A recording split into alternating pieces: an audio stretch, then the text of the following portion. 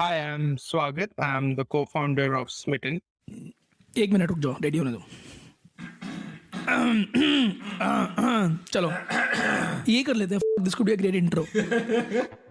If you speak to any of the top marketers in the country, they will tell you that marketing is more about data than creativity.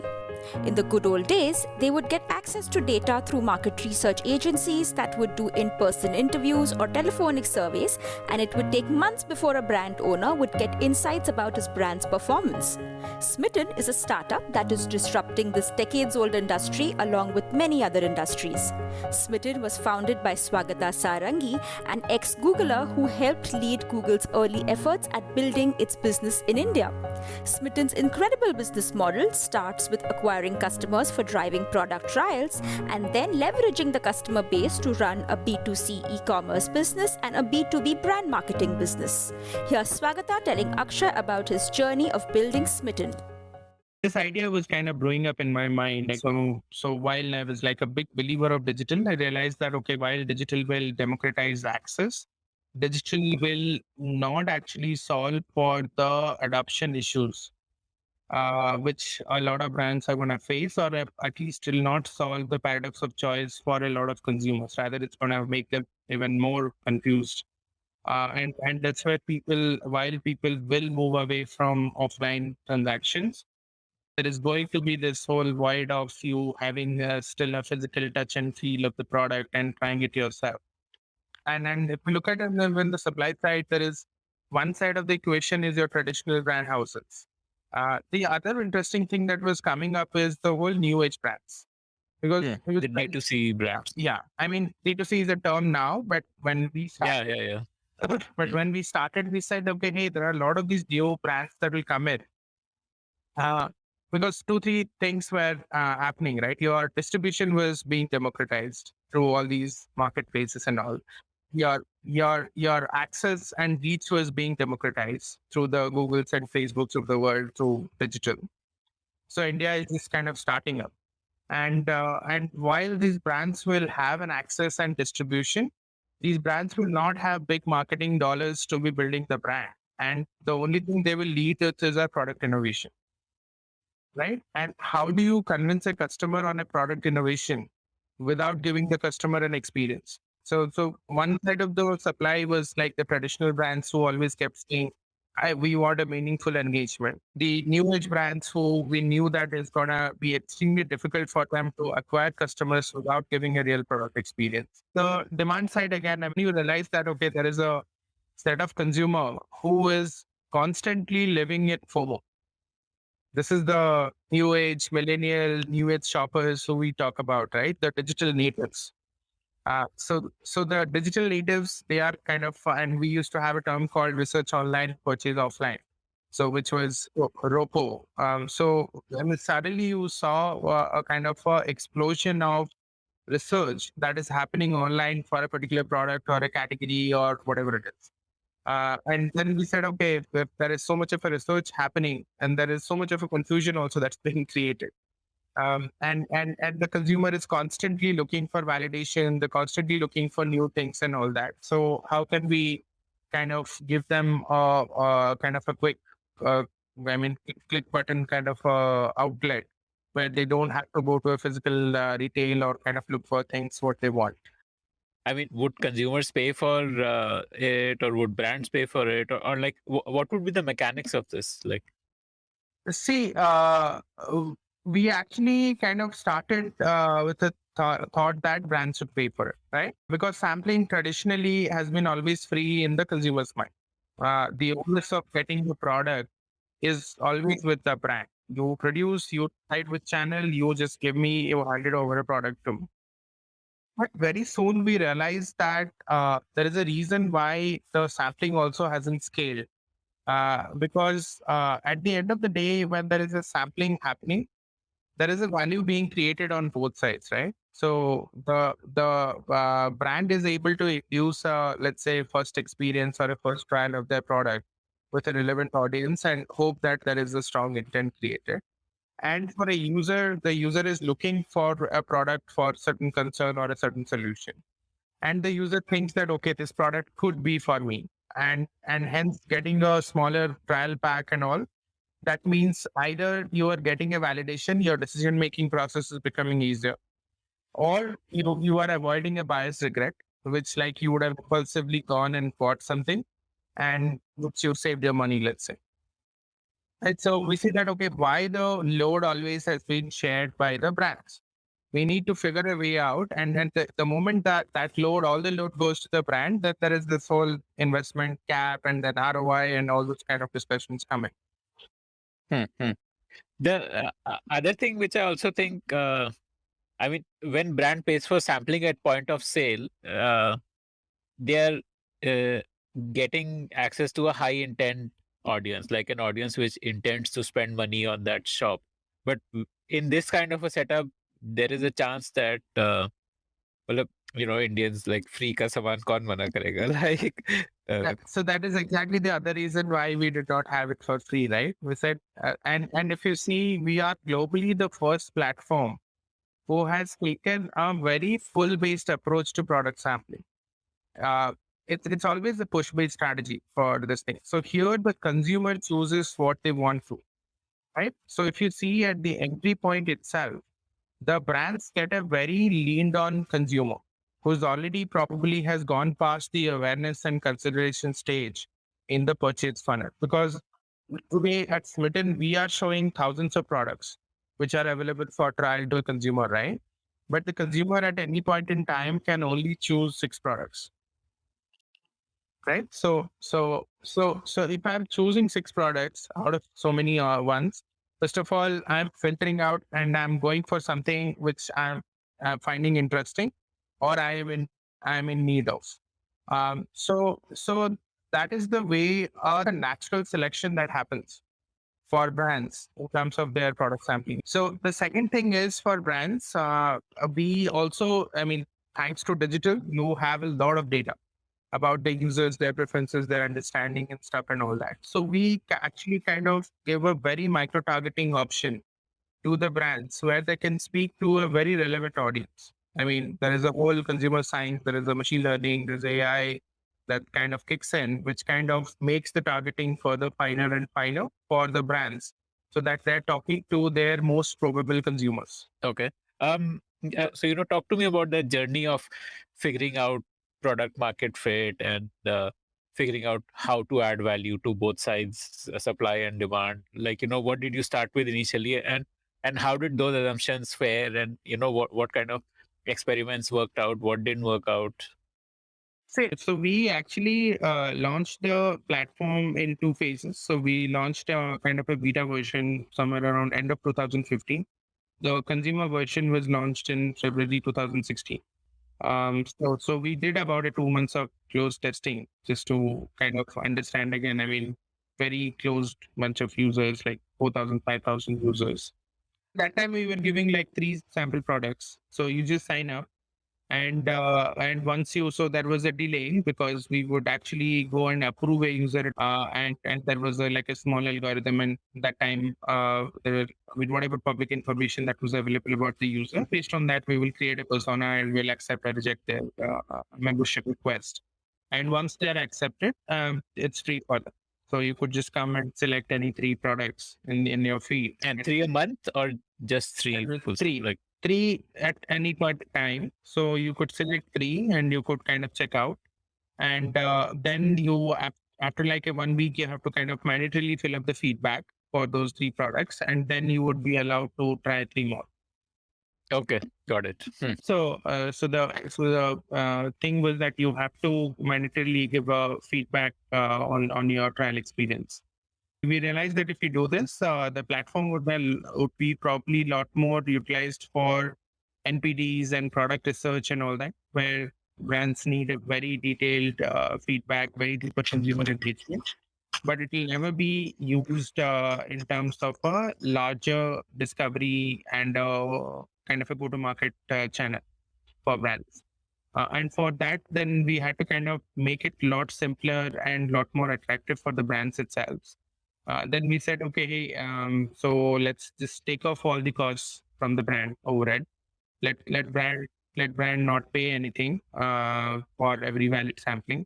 Let brand. But the brand would still give you the samples free, right? They would. Cost of product is still being borne by the brand, but they're not bearing any other cost in terms of a promotional cost to access the discovery, feedback, etc. Yeah. Got it. So the cost of product in the overall scheme of things, the cost of product is less than 10%, right? If you look at your overall sampling cost, it's the 90% is your distribution cost, and the reach cost. So that we kind of took away completely from the brands. When you and what changed on the consumer side then? You made it free on the brand side. What about the consumer side? Consumer, we started charging. So in fact, we started charging 99 rupees to consumers for the 3.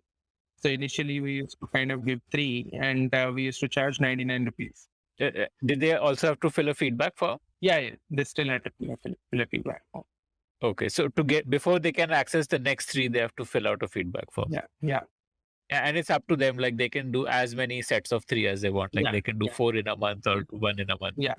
But they are paying for it so automatically that there's no misuse. Yeah, I think demand has never been a problem for our business. Why is demand not a problem? I would imagine it would be as much of a problem as any D2C brand because you're still selling products to consumers. We're not selling products, right? So if you see today, as I was telling you, the consumer is living in FOMO all the time. They want to try, but the biggest barrier for them is your entry point for a new product trial or all is high.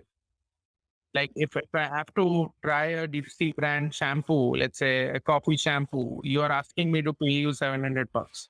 What if I don't like the coffee shampoo? What if suddenly I start hair fall? So I want to try, but there is a barrier. So we took away that barrier. Was there a significant cost saving? Like you're saying 700 rupees for a shampoo, and here for 99 rupees they get 3 products. Would it include that full size 700 rupee bottle? Or let me correct you, the consumer is not even paying 99 rupees because we used to immediately credit that 99 rupees back as a cashback. Oh, okay. And you automatically get that discount of 99 rupees when you are buying something. And buying where? Like buying on Smytten. So they have a Smytten Wallet and they do that sampling and they try stuff for 99 rupees, and that 99 rupees also then goes into their Smytten Wallet, which then on the Smytten like list of products they can then spend it on. But the sampling packs were smaller. Like traditionally you have like sampling packs would be 20 to 25 ml, good enough for 3 to 4 usage. So yeah, essentially it's free then. Okay. Yeah. That free is still being maintained as a value prop. However, misuse is being prevented because they need to like shell money out of their bank account into the Smytten Wallet. So you're solving for intent then. Yeah. Okay. Got it. Amazing. Interesting. So what kind of traction did you see? Like you had 4,000-5,000 people in that beta version. From there, what kind of numbers did you see growing year on year? Like give me some idea of the growth from the consumer side. See, again, I mean, I would say that first 1.5 years was a bit restrictive for us from a supply side of things. And we probably grew to about having 500,000 users in the first 12 to 18 months. And so these are users who have made at least one paid transaction. Yeah. I mean, users should come. I mean, for us, trial is the transaction, right? So there are 2 types of transactions. Once we had about 100-200 brands on the platform who had their portfolio on sampling, things became a lot easier for us on the acquisition side of it. There was a lot of skepticism in the market, especially with the brand owners on this model. And I think that they had some past bad experiences with few other models where they were promised something, wasn't delivered. So like other startups who tried something similar. It's like, for example, I mean, I would say a lot of subscription boxes which came into existence and which would go and kind of promise a lot of things that as a post-purchase journey or as a overall awareness metrics and all that. And they were like not delivered. We call ourselves at the end of the day more of a consumer science company. We are an out and out pre-purchase consumer science company. If you had to kind of give us a definition or a domain, I would say we would probably fall there. I'll come to breaking this down. This is an interesting term you use, pre-purchase consumer science. But like 2017, you were at say 500,000. So how has that grown? What is it today? Today Just we're to finish almost that. approaching about 10 million users on the platform. Now let's come to the consumer science aspect of this. So you are no longer asking people to fill out a feedback form, or that is still mandatory. So that is not mandatory. That is optional now. So it's not mandatory, but yeah, I mean, we do get millions of feedback every single month based on what we want to test out, what brands want. So it could be just a simple NPS kind of a thing, saying, okay, rate me and tell me, would you recommend this product? Or it could be like, let's say, product feature study saying that, hey, how did you find the fragrance of this product? Rate on a scale of 1 to 10. Or it could be a detailed question where you want to test out certain hypothesis, certain feature and stuff and all that. So it's completely customizable. But that's your call or the brand's call? The brand may want to ask 40 questions. We would say that, okay, what is the core hypothesis you are trying to test out, right? You don't even need 40 questions. You may just need 2 questions. Maybe there's some gamification there or something like that to encourage people to. Yeah. So we have a loyalty program. So in which we kind of keep rewarding people who engage constantly, give their feedback. We reward people more when they actually give a lot more constructive and subjective feedback. So all those things happen. Is this feedback social? Like, can other people on the platform see my feedback? Can they follow me for my feedback? They trust my feedback? No, right now we again publish your feedback, but we kind of hide your identity. So because again, I mean, we put user privacy at the forefront of it. So that is an option where the user could select that, okay, they want to publish their feedback in public. And in that case, we could kind of put a picture and kind of name and stuff and all that. Otherwise, we even mask the surname and everything, and we just put the name. But I'm again talking as a user. I love leaving feedback on Google Maps about places I go to, and Google Maps has gamified it very well with giving you badges and stuff like that. And they keep prompting you that 2,000 people found your photos useful, or 50,000 people have seen all the photos you've uploaded, and like 10 people are following you or stuff. So I mean, why don't you build that in? I think it's a community program that we have where so we have reviewers and we have this thing who have signed up to that. So if you sign up to that community program, we will make it public. We'll give you a badge and all those things are there. But as a general user, unless and until you have signed up to our community program, we would protect your brands. Okay. So now you're saying that you are essentially a consumer science company. Is there another way to monetize the consumer science insights that you are getting here? Because you're not directly charging the brands anything, right? For the sampling. Today, we kind of monetize on a lot of services we offer to the brands. So, I mean, it could be a new market entry, it could be a product discovery. And of course, I mean, as a standard marketplace, we make margin when sales and everything kind of happens. So go back to I remember 2000, let's say 2008, 9, 10, any modern trade outlet you would walk in, you pick up a shampoo, you will have a small conditioner attached to it. Yeah. Right. And I mean, I remember in HOL, because I was in modern trade, like it was a mandate that not even a single shampoo has to go to shelf without a conditioner being kitted. Why? That's sachet, trial sachet. Yeah. And the industry did that consistently for almost like half a decade.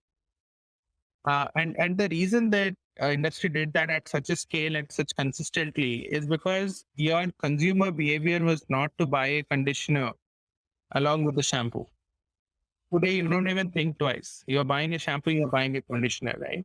That time, conditioner wasn't there in the consumer basket. Now, after half a decade of this kind of a inducing trial, it became a behavior. Now you're kind of buying a conditioner. Imagine a product like, let's say, hair mask, which is a pre-conditioning, right? So you apply it before you shampoo and then you apply kind of conditioner. So, and hair mask is a category, like every new age brand, if you today see, you can go and search for hair mask. Every single brand will have their hair mask. But the hair mask as an adaptation will take again few years before the consumer actually kind of makes it a part of their regular basket.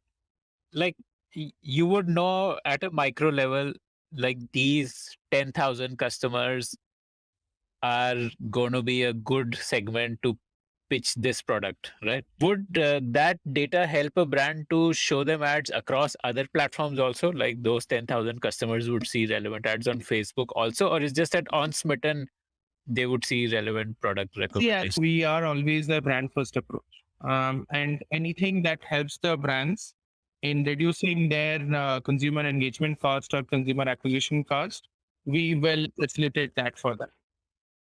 Right. So if it is about kind of using these data signals to optimize their marketing campaigns across other digital platforms, if so it will be available to them. At what level? Like, would it be that at the micro level? It's a digital this thing, right? Like for example, today what you are typing in WhatsApp, right? So it's all encrypted. So somewhere the system is making a lot of sense out of it because the system still gives you recommendations, suggestions, and all those things. But it is not kind of actual data read by anyone. So similarly, we will pass on the digital footprint of you, where you'll be able to retarget you as a digital persona, but they would not know exactly that you are Akshay or whatever, whoever it is. It's called data hashing. You can hash your data and you can feed it onto any of these platforms. If you like to hear stories of founders, then we have tons of great stories from entrepreneurs who have built billion-dollar businesses. Just search for the Founder Thesis podcast on any audio streaming app like Spotify, Gaana, Apple Podcasts, and subscribe to the show. So I want to understand, is Smytten a B2C company or a B2B company? What do you see it as primarily? I mean, are you into the business of e-commerce and therefore competing with Amazon, Flipkart, Meesho, etc., or are you into the business of being like a Shopify, which helps businesses to grow? Okay. First of all, I don't understand this obsession to bucketize a business, right? Whether a B2C or a B2B. Let me give you an example of YouTube, right? What would you call YouTube? Is it a B2C company or is it a B2B company? Right. So we are one of the very few players who are taking a stab at the full funnel. So we are building a full stack solution across the consumer funnel, starting from the discovery phase, the standard awareness, consideration, intent, purchase, advocacy, that you kind of the traditional marketing model. And there is a supply side in it, there is a demand side in it. We have solutions for both sides. So what is your earning split between these two lines of businesses? I would say a split would be because consumer, again, it's the much wider segment to tap into, right? It seems a bit audacious to go up against Flipkart and Amazon, considering how much capital they have raised and how much investment they have done in enabling next day delivery and that whole, of making everything work. And so what's your strategy here? Are you like going to be like a head-on competitor building everything, in terms of that whole capability of next day delivery and the whole full stack e-commerce ability of Amazon, which might need a lot of burn, or like, what's going to be your strategy? See, first of all, I mean, I don't think we are competing with Amazon or Flipkart, right? Rather, we are hoping that they spend billions of dollars and create the market for us.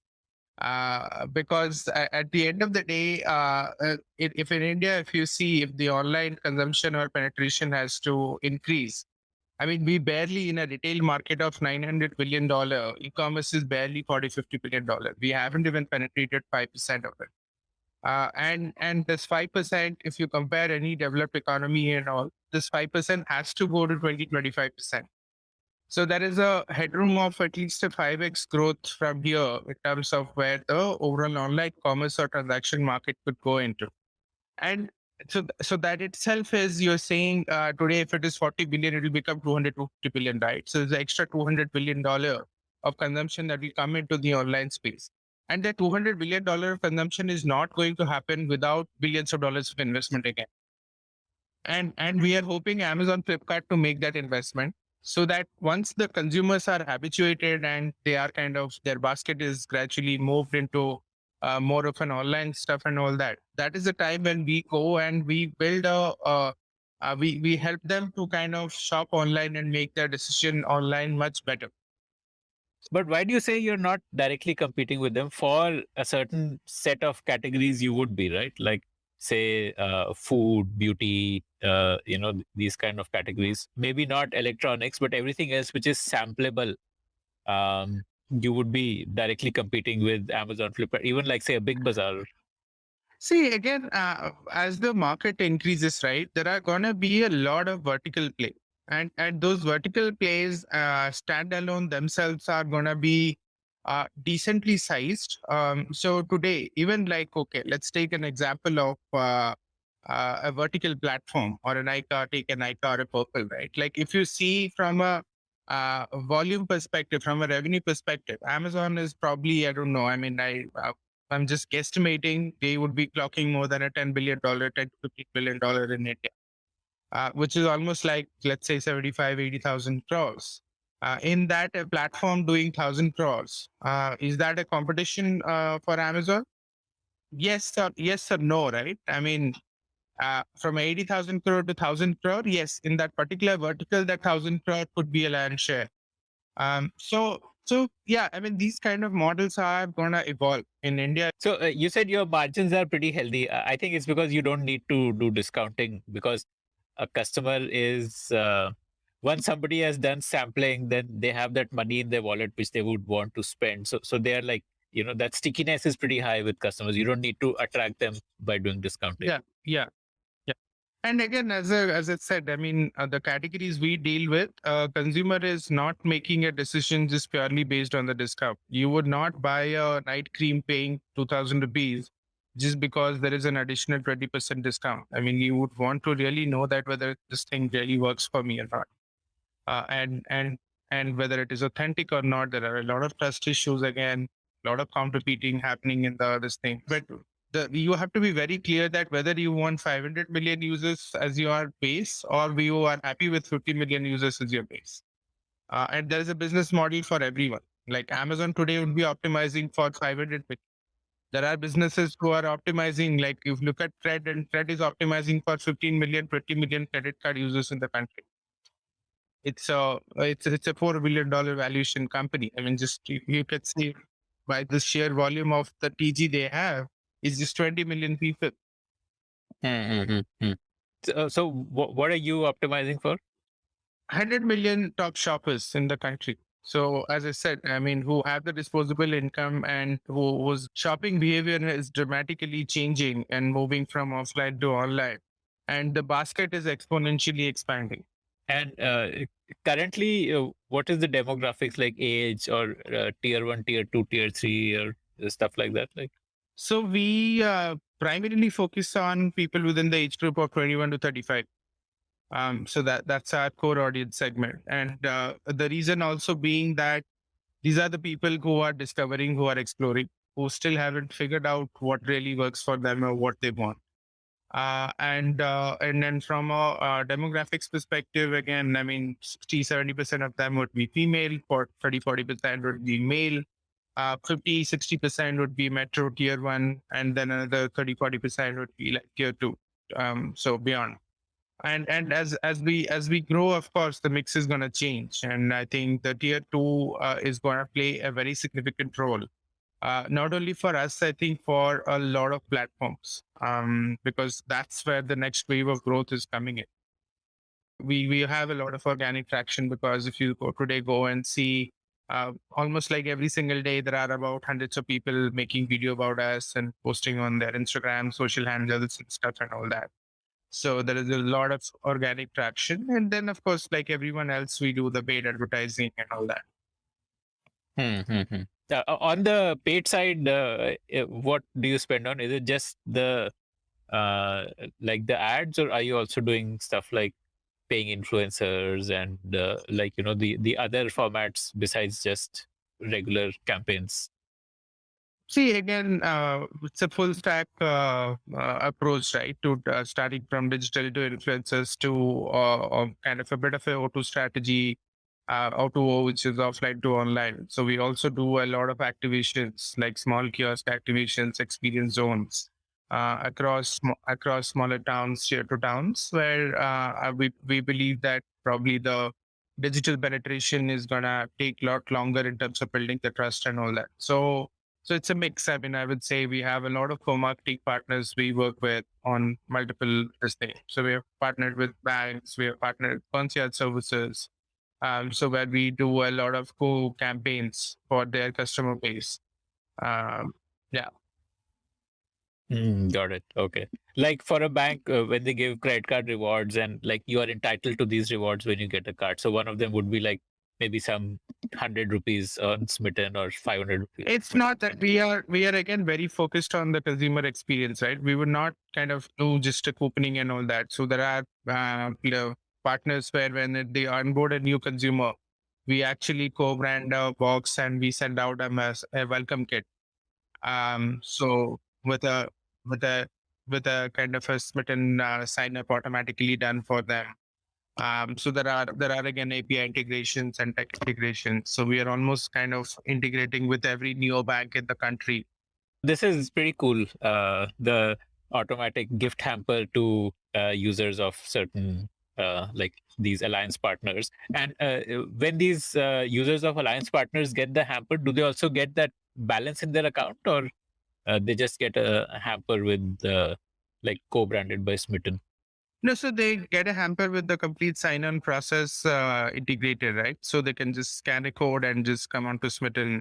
And then for the first experience, we would have, defined a very different path for them, saying that, hey, we welcome you. And so there's a lot of product play that happens where we kind of differentiate. No, sorry, they get a physical, like a hamper with some products? Yeah. Okay. Yeah. And how would you decide who gets what? Like, It's like it depends on the partner, right? We understand their demographics, what kind of a consumer they are acquiring, and then we'll keep changing the option. And there are many a times brands also kind of want to reach out to a certain TG. So we will go and kind of talk to brands saying, hey, this is the partner. These are the kind of users they are onboarding. So do you like to talk to them? So we sometimes also co-design with the brand partners just to give them an access to a certain audience based on who the co-marketing partner is. Okay. And sorry, I interrupted you. You were telling me the flow for such customers who are like alliance partner customers. So again, when they come in, so they automatically are onboarded and they have a different journey where we kind of do a onboarding and welcome messaging to them, to giving them specific offers. Like, for example, if you are ex-bank customer and you are coming in through the onboarding and all that, you will have a complete differentiated offering built in for you. Okay. And the offline activation you do, is that again, consumers sign up and they get a physical hamper on the spot? It's like an app replica, right? We'll do an experience center. You come in, you can sign in automatically. There is a tab automatically. If you enter your phone number, we just sign you up. And then you can enter this thing, you can pick up your products, and by the time you're out, and you can just show the products, and then you scan a QR, and then we credit the cash back into the app. So let's talk about the B2B side of the business now. Like, help me understand what are the various offerings in that you offer to brand. Are these like productized offerings, or are these like custom built service based kind of offerings? No, so again, it's productized, but yet it is customized, because what we realized is every brand's need or problem statement is very different. There are many times brands look for very specific solutions. Like, for example, like if a brand is looking at, let's say, a price discovery or a feature discovery. So those are the times when we customize the solution, we layer it, and sometimes we also facilitate a lot of direct consumer interaction where our team would actually kind of do interviews, direct consumer interviews in recorded lines with the consumer consent, and then those are kind of deciphered. So we many times also used NLPs and all that just to understand feedback at scale, which is provided to brands in a kind of a much better or understandable way. So yeah, so quite a few solutions. Okay. So, like helping a brand understand awareness of their brand, how does this happen? Like, See, it's a lot of brands do brand track, right? I mean, it's a very standard practice. So I don't know. I mean, it's always like every month they will do a brand track, understanding whether their affinity has gone up, gone down, how are they behaving, pairing against competition. So what our system does is basically you will define your TG, saying that hey, my core TG is, let's say, uh, 18 to 22 with certain characteristics, right? Like the typical psychographic behavior. And now, once you have defined that, the system automatically kind of identifies the pool of the customers where they want to show this as a survey response. And typically, when we show it, the consumer is incentivized a little bit. So we also have in one loyalty program called Smytten Bucks. So where every time a consumer interacts or engages on the app, we actually give them certain Smytten Bucks, and you could use the Smytten Bucks. There's a massive reward catalog. There are partner vouchers and all that, so which you can kind of redeem this for. And the consumers kind of fill it up, which we kind of feed it back to the brand. And the whole audience recruitment, segmentation, and everything is done by the machine. So through the learning of our consumers, so there is not much of a human intervention actually happens. what about preparing the questionnaire? That the brand makes the questionnaire, or like So we have a in-house team. So with like a couple of researchers and all that who have worked with Nielsen's and IMRBs of the world. And they will help the brand kind of prepare a decent enough questionnaire. And many times brand would come back for a simple problem. They would come back with a questionnaire of 50 questions. And then we would go back and we say that, okay, if you ask a consumer 50 questions, you're never going to get the true response, right? I mean, after 10 questions, the consumer just does ABC, because there is an incentive ultimately. I mean, it's like you have already invested time and you're like now stuck upon that. I want that reward. And the next 20 questions, you just do it for the heck of doing it. So essentially, what traditional offline market research agencies like IMRB, Nielsen are doing, you are able to do that much cheaper with people who have the Smytten app on their phone, because you're able to directly incentivize them with Smytten Bucks, and therefore the need for having a very large workforce who does calling and administering surveys and stuff like that is completely eliminated. Yeah. See, one is, of course, because the nature of the users on the platform is that they try and they give a feedback, right? So we asking them feedback is nothing off track. That is anyway the consumer kind of does. And second is it's a lot of technology and machine driven interventions rather than manual ones, right? Even for reading feedbacks and all that at that scale. So, I mean, we would kind of use a bit of an NLP rather than somebody going and reading through this thing. And we just launched a very interesting service where, I mean, it's on my LinkedIn also. It's a 72-hour research. So we actually are able to deliver responses from 10,000 plus respondents to you with they trying the product and giving you the feedback within 72 hours.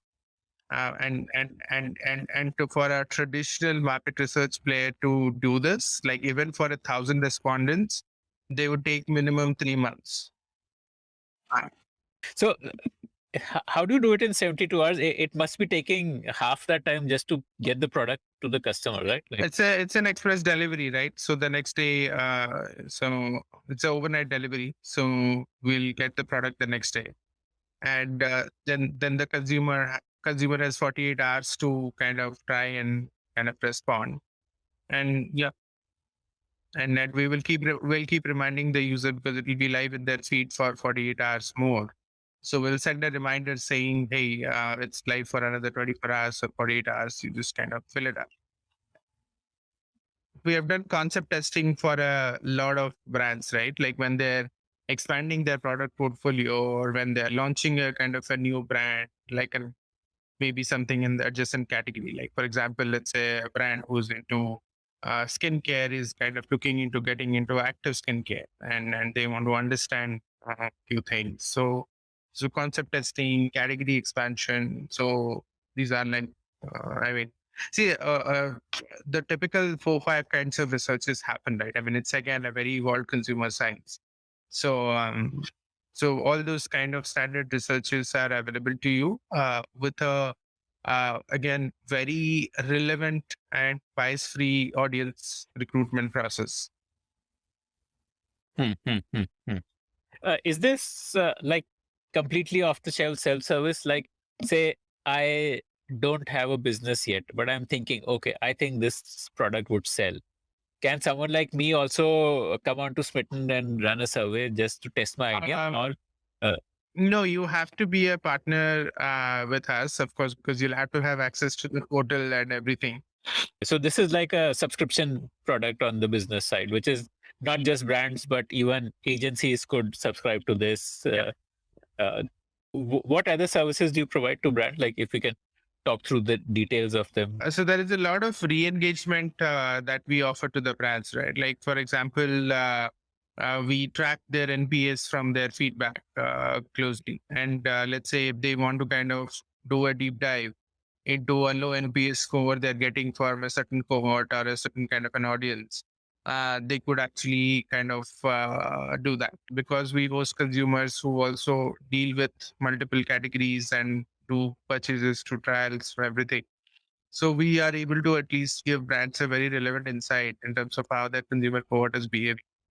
To what extent is this pure product, no human intervention, and to what extent is it customized? Because this sounds like hard to have pure product, which is like completely system generated. Because I mean, even deciding whom to compare against and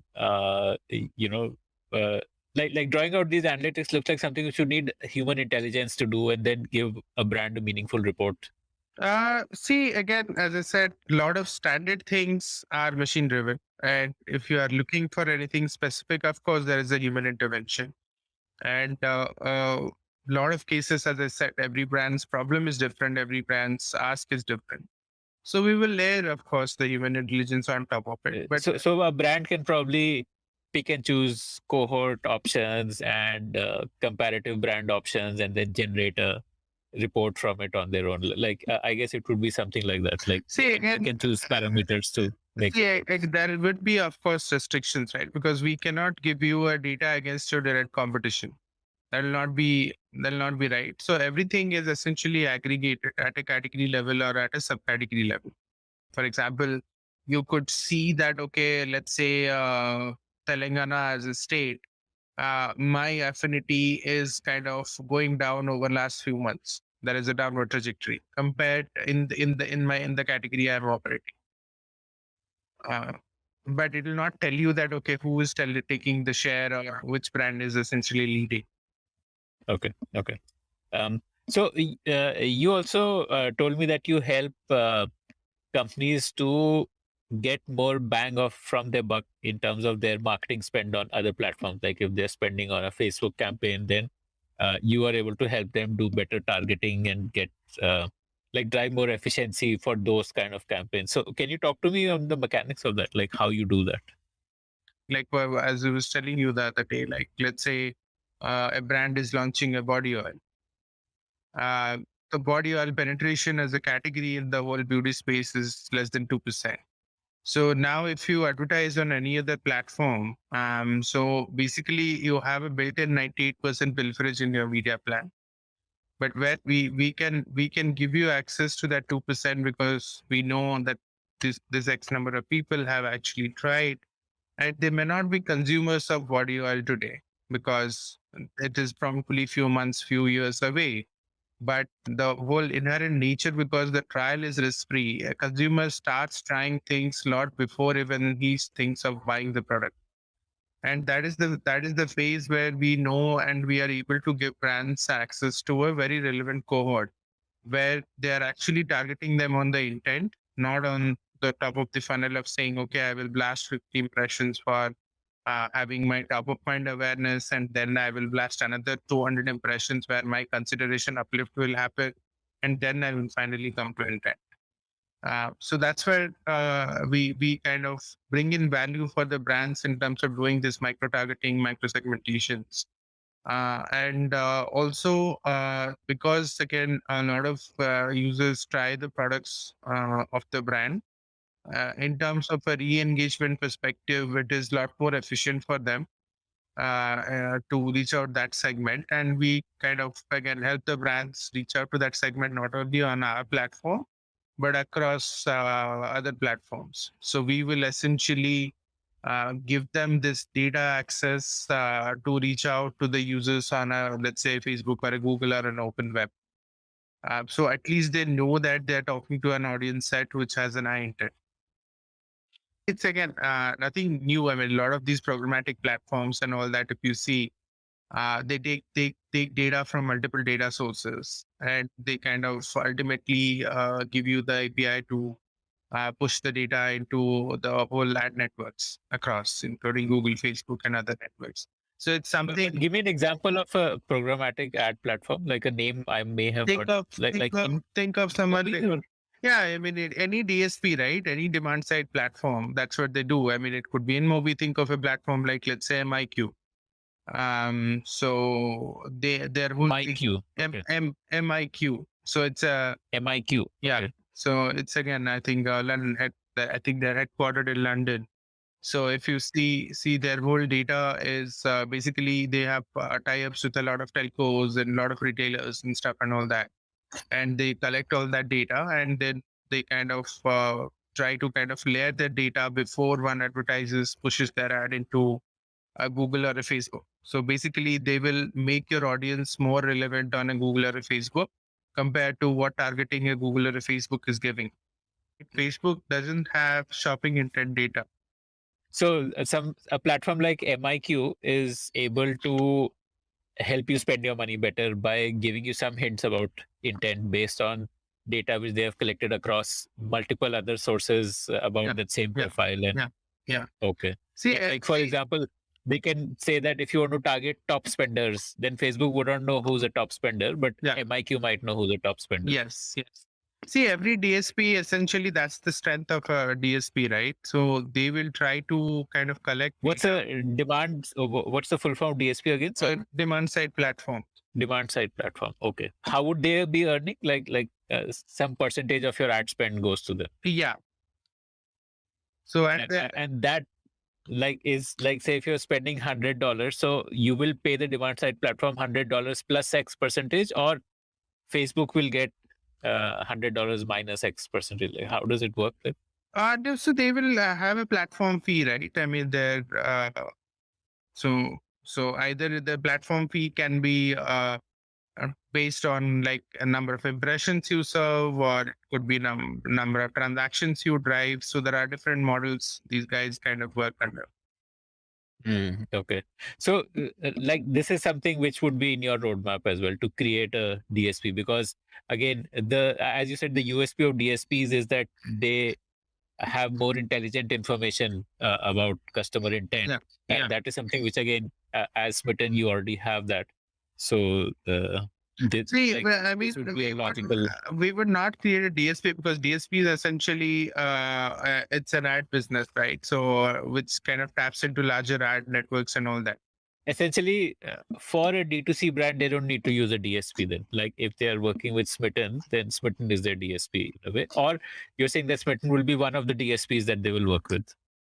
See, the DSP will give you generic consumer data. We can give you your consumer data. So basically because that those users essentially have tried your product, have given feedback about your product. So it's not again some random triangulation. So essentially, you would like to be in that place where for certain, let's say, brands which are targeting more premium rather than mass market consumers, you would want them to ideally look at you as their only DSP. Like that would be like the long term objective. Like they don't need to go anywhere else. Yeah, I mean, yes and no. As I said, I mean, we don't say that, okay, you move all your ad expenses to us and all that. But we would say that, okay, I mean, if you are driving a specific objective, and probably there are two objectives for the brand side. So one, they want to reach out to a much wider audience, or kind of they would make a lot of spend if they want to kind of build a brand, or they want to do a lot of things because they want to kind of re-engage or keep the user loyal or busy or something. So we're saying we'll have use case for you in certain areas, and you decide what you kind of want to work. It seems to me that your B2B side is really powerful, and the B2C is helping that flywheel to deliver much better margins on the B2B side, I would say. Like, because all of these are like industries in themselves, like DSP is an industry in itself that you're disrupting. Market research is an industry in itself that you're disrupting. I mean, you're actually like disrupting multiple industries on the B2B side. Like that sounds like the real reason why a VC would be excited to invest in Smytten, for example, rather than as a competitor to Flipkart, Amazon, and operating in that retail e-commerce space. I mean, that seems like, yes, you need to do that because it gives you data, but that's not really where the value creation is happening. That's what it seems to me. Like, what do you? We are a full stack solution. Of course, there are a lot of interesting solutions for the brands. But again, I mean, from a consumer perspective, also, we are here to solve a real problem for the consumers, which is, again, the problem for adoption and discovery. If you like the Founder Thesis podcast, then do check out our other shows on subjects like marketing, technology, career advice, books, and drama. Visit thepodium.in, that is thepodium.in, for a complete list of all our shows.